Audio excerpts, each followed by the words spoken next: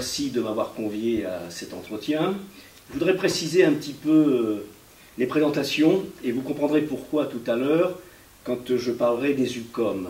Vous avez eu la gentillesse de rappeler que j'étais depuis un certain nombre d'années dans cette école, des ULCOM, où je me sens effectivement très très bien.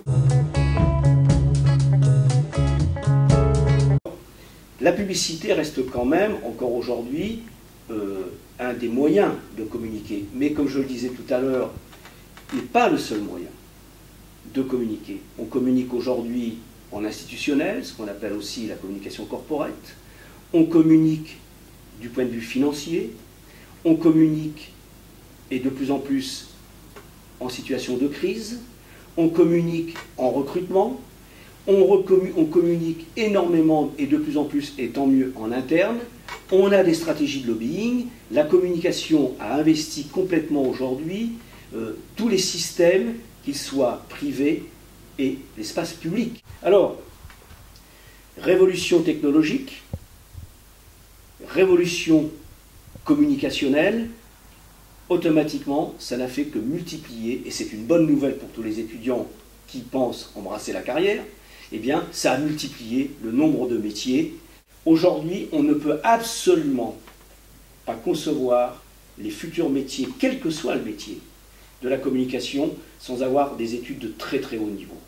Et ULCOM, c'est une école que j'ai vue quand même progressivement évoluer.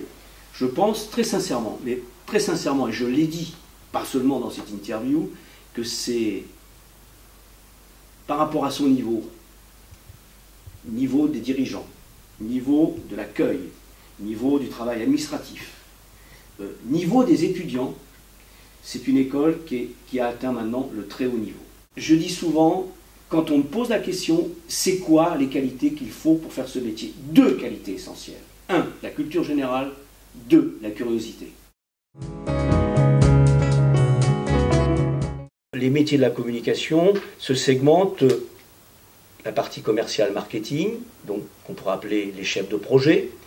La deuxième partie, c'est la création, directeur artistique,